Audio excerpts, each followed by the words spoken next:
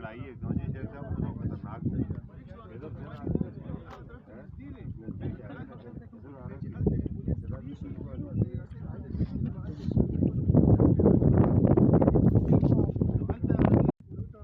चढ़ाई है क्यों जी शेर साहब तो खतरनाक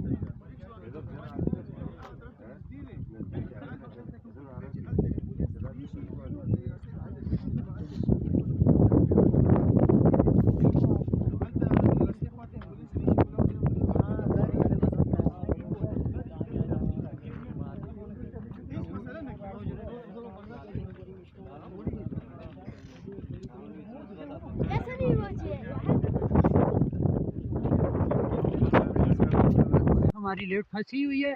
तो ये देखिए ये स्कूली बच्चे भी हैं, ये लिफ्ट की तार टूटी हुई है। ये बच्चे जिंदगी और मौत की आज के अपना ये ऊपर फंसे हुए हैं, ये इनकी हालत बहुत बुरी है। ये